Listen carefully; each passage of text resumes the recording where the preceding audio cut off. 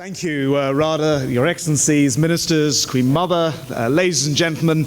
I'm not sure whose decision it was to put me on after what I hear was a pretty good party last night.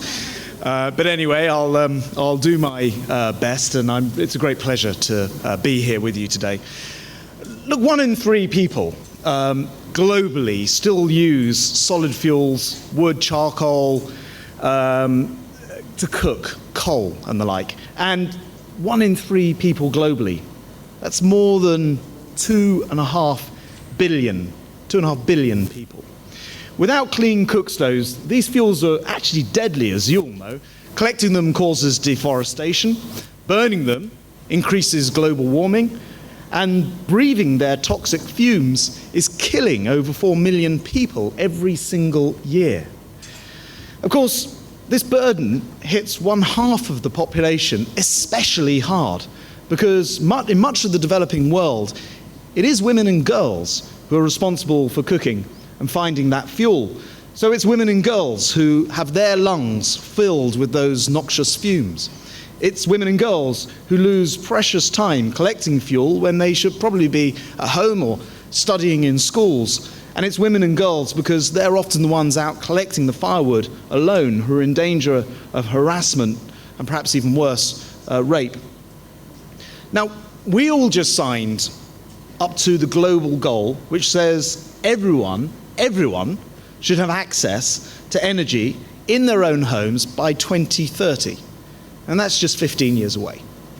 And energy access includes cooking at home in a way that is clean, safe, and affordable. And this is now a new basic fundamental human right.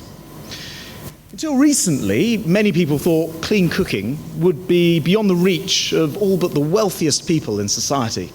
But then the Global Alliance came along and changed that story. Low-cost market solutions exist. Clean cook stoves and fuels have been developed by the inspiring pioneers, many of you with us today in this room. And I've seen the enormous difference that this can make for myself. Just a few days after I became Minister of State in International Development with that special responsibility for Africa, I found myself in Tanzania. I was visiting the home of a 62-year-old woman called Elizabeth Mkwimba. She lives in the Mwanza region in the north of Tanzania, 16 hours drive from capital Dar es Salaam. Now, until very recently, Elizabeth had to buy expensive, toxic kerosene in order to cook and to light her home. But now, thanks to a DFID-sponsored program, she's got solar power and also a clean cook stove. With these 2 appliances, Elizabeth's life has quite simply been transformed. Her health and that of her family, better. Her worries for the future, much fewer. And the opportunities ahead of her, much greater. I was so inspired by what I saw that 3 weeks ago, in London, I invited Kofi Annan, Sir Bob Geldof, Madam Zuma, and many others to come to London and launch what I'm calling Energy Africa. Energy Africa seeks to sort out the problem of electricity in people's homes, and as I'll explain, clean cook stoves as well. But the real star of that London show wasn't Kofi Annan or all of these big bosses. It was actually Elizabeth Mkwimba, who flew all the way over from Tanzania to share her own experience. She was, in every way, the star guest of that event, just like I think the 11-year-old who opened this event was the star at this event. Elizabeth spoke really movingly about how her clean cook stove and that solar energy lighting has completely changed her life, and how Energy Africa, as she hopes, will help to transform the lives of millions of people just like her by achieving the same thing. Now, the Energy Africa campaign will bring forward the moment at which the world gets energy in people's home, clean energy, from the current trajectory, which is 2080 to 2030. Now, unusually for DFID, it's not about aid, it's not about just giving out money, it's actually about making the markets work to the benefit of the poorest consumers in the world, in particular by using solar energy, but also combining that with the technology to make this happen. It's going to work for 4 different reasons, and I just wanted to take a moment to tell you about them. The first one is quite simply that solar power, solar cells, photovoltaic cells have crashed in price over the last few years.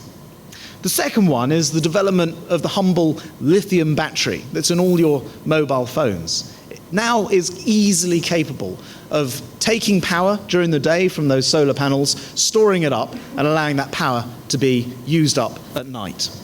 The third reason is that appliances like LED lights, but also televisions, fridges, fans, and many more appliances are far more energy efficient, so we don't need to be generating as much energy in the future. And the fourth, and most critical of reason of all, is because the mobile phone and mobile phone technology now means that consumers are able to obtain that solar power and pay for it on a pay-as-you-go micro payment basis. Now that's actually much more significant than it sounds. Actually, it's much more fundamental than it first sounds. Think about it. The poorest consumers in the entire world, and I'm talking about people who may well live on $1.25 a day, are able, in a micropayment way, to pay for their own solar power. Brilliant.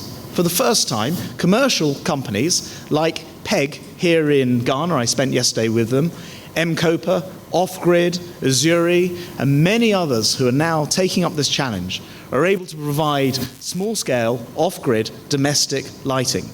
But it goes further than that, because with micropayments, it means that these consumers who previously have had no access to credit, no ability to buy stuff and then pay for it, now have the ability to pay on a micropayment. And once they finish paying for their solar system, perhaps over a 12-month period, the company can refinance that solar system that's already in their home to allow them to buy something else. And of course, clean cook stoves chief amongst that list of things which should be being purchased in that way. So instead of paying a huge upfront sum of money to get their solar system in the house, these consumers are making these small payments and paying them off over a period of time. And crucially, those payments displace the money that people like Elizabeth were already paying out for kerosene. In the medium term, Elizabeth will actually make a saving of about $700, perhaps over a 5 to 10 year period. That's an enormous sum of money in Elizabeth's world. And she has already been able to use the savings that she's made, amongst other things, to replace her roof with tin, and in her case, she now has a clean cook stove as well. So all of this means that the solar revolution can and will, I think, change the market, and it can do the same for the clean cook market as well. I think it's an absolute scandal, and I hope you share my frustration and anger at this, that the poorest people in the world spend $100 million every single day on solid fuels for cooking and heating. $100 million, which could be spent much better. Paradoxically, this $100 million also helps to kill that population and damage their health. With us today, I know we have entrepreneurs, the manufacturers, the distributors, who are the people who will be looking to ensure that that $100 million a day can be actually seen as an opportunity to transform an emerging sector into a booming market, an opportunity to create jobs and a supply chain, and most importantly, the opportunity to improve millions of lives. I think it's great that EnviroFit, with support from DFID and the Shell Foundation, have reached its millionth sale of clean cook stoves. It's a huge milestone for this growing sector. I'd like to really congratulate EnviroFit and their team. The challenge, just as with the household solar, is how to turn that 1 millionth sale into a 100 millionth sale and then into the billionth sale. So it's great that this conference is happening, bringing together technology providers, distributors, investors to find innovative different ways to grow this market. And in order to achieve that global goal 7, campaigns like Energy Africa will need to support the Global Alliance and others in their work, because access to modern energy means both electricity and clean cooking.